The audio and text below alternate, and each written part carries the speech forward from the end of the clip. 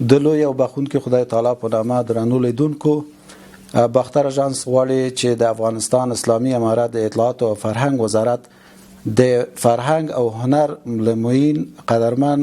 مولوي صاحب عتیق الله عزیزی سره د هیواد د تاریخي آثارو په اړه مرکه وکړي. هیله یو چې تر پایه را سره اوسئ. مولوي صاحب ډېر مننه چې موږ ته وخت راکړئ.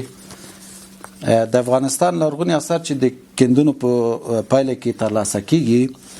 د افغانستان ملت لپاره څونه اهمیت لري؟ مننه تاسو نه هم چې موږ او تاسو د افغانستان د تاریخي آثارو په حفاظت او په ساتنه او په مورد کې مرکه لرو. شک نشته چې تاریخي آثار، تاریخي میراثونه، لرغوني توکي دا د هیواد یو سرمایه،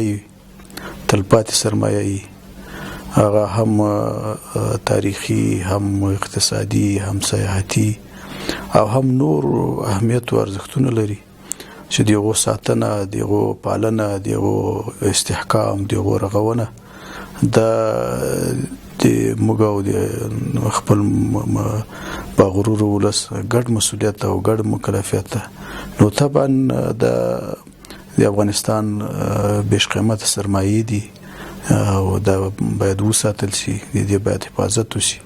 نو دا موږ ته مادي او معنوي ارزښت لري. موین صاحب، د یو هیواد د فرهنګي میراثونو له منځه تلل د هر هیواد لپاره یوه لویه ضایعه ده. افغانستان اسلامي امارت د آثارو د قاچاق د مخنیوي لپاره څه کارونه کړي او څه کارونه په نظر کې لري چې ترسره کړي؟ شک نشته چې په تیرو څو لسیزو کې په افغانستان کې انارشیزم او ګډوډي وه، مافیایي کړۍ دلته برلاسې وې، حاکمې وې. په هر ځای کې مختلف واکمنو، د قانون حاکمیت نه و. د افغانستان تاریخي آثار، تاریخي سیمې تر غصب او تر قاچاق او تر تجاوز لاندې وې. د اسلامي امارت پر راتګ په ټول هیواد باندې لله الحمد واحد سلطه راغله، واکمني راغله. د ټول هیواد په سطح باندې د آثارو ساتنې، د تاریخي ابدو حفاظت او د قاچاقبرو د مخنیوي لپاره لازم اقدامات وسول. د افغانستان سرحداتو کې ځانګړي موظفین هلته وټاکل سول. هوایي میدانونو کې چې د جنرال څوک سفر کوي دلته د څارنې لپاره باستان شناسي او د تاریخي ابداتو او د موزیم هلته موظفین ځای په ځای سول. همدارنګه په داخل کې ټول امنیتي مسؤلینو، موظفینو او افرادو ته د اعلی قدر امیر المؤمنین حفظه الله د محترم رئیس الوزرا لخوا نه د ځانګړي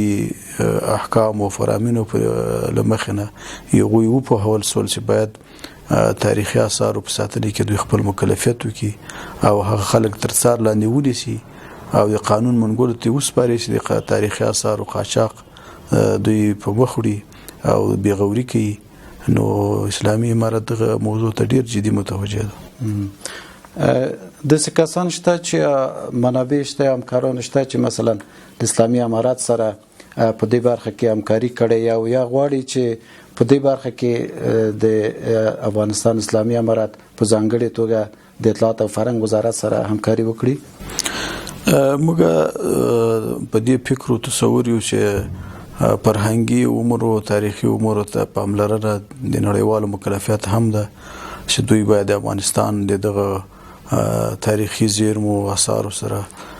مرسته وکړي، که هغه تخنیکی مرسته وي، که هغه د آموزش په برخه کې، که هغه مادي وي، مالي وي، او د خلکو په روزنو کې، د علمي سیمینارونو په جوړېدو کې، د حفریاتو، د کیندنو په دغه ټولو مواردو کې یو شمېر بنسټونه شته چې اوس هم په افغانستان کې مرستې کوي، خپل مکلفیت ترسره کوي. خو د موږ دا توقع ده چې باید نړیوال په پراخه کچه باندې او په لوړ نیت باندې دوی رامخې ته شي، ځکه دوی به په دغه تیرو شلو کلو کې یا لغه نه مخکې دا خبره کوله چې د افغانستان کې وضعیت ښه نه ده، امن نشته، ثبات نشته. او اوس خو لله الحمد د افغانستان په هر کونج ته مؤسسات تللی شي، بستان شناسان تللی شي، سیلانیان تللی شي. نو دوی باید په دې اړوند باندې له موږ سره مرستې ته راودانګي او هغه یو څو پلمي او بهانې چې هغه سیاسي اغراض په کې نغښتي دي هغه باید د ځان لپاره ډالو سپرونه ګرځي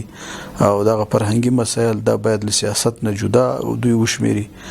نو د موږ تقاضا او امید ده چې دوست هیوادونه چې مخکې دلته همکاري کړې دي او خواخوږي بنسټونه فرهنګي چې د افغانستان په آثار او تاریخي ابدات او موزیم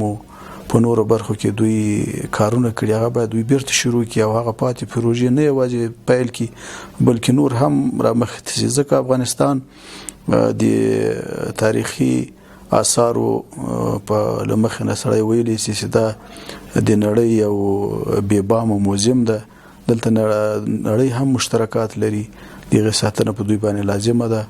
دوی باید درامخته شي او لمخ سره په دې برخه کې کومک کوي ځکه د افغانستان شاوخوا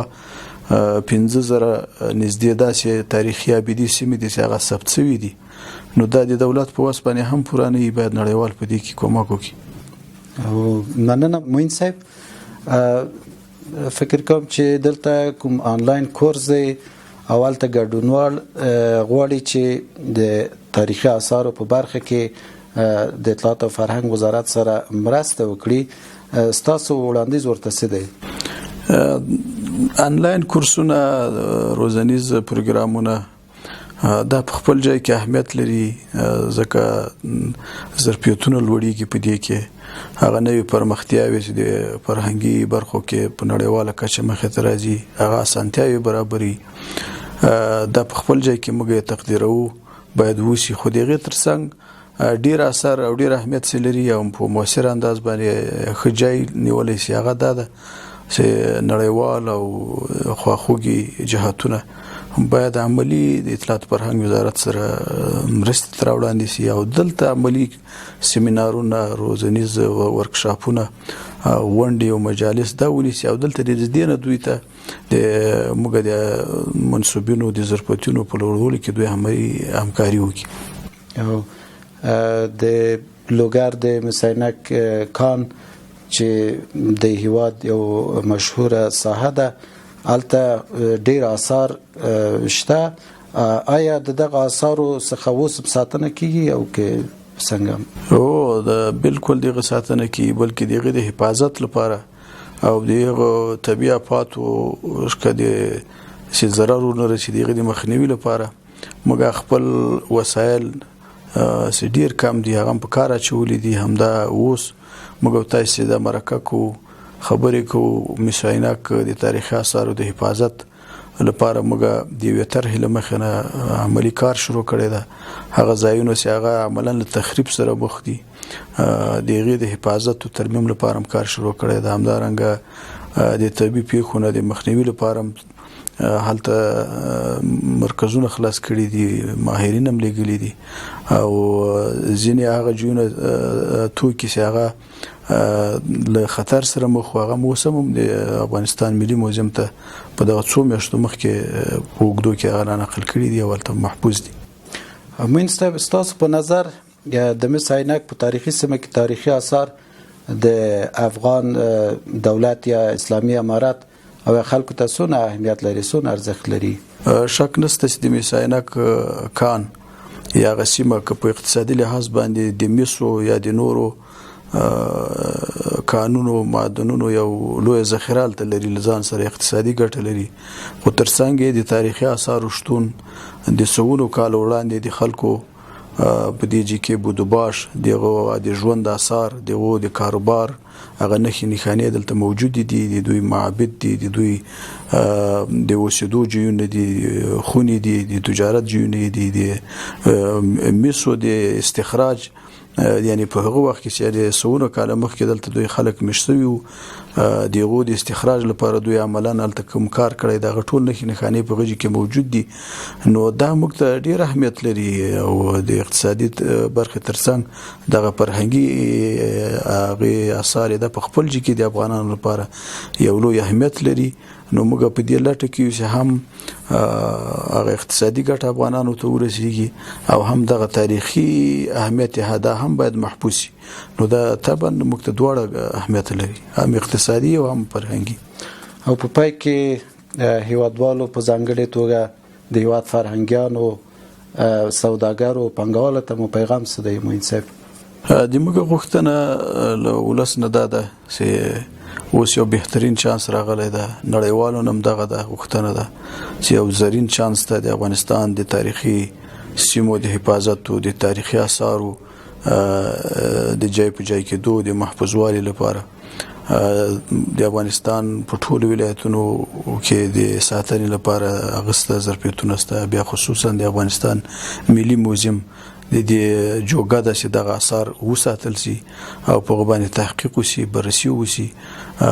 نو د موږ غوښتنه دا ده چې افغانان باید دغه تاریخي آثارو د حفاظت په برخه کې کلکه همکاري وکړي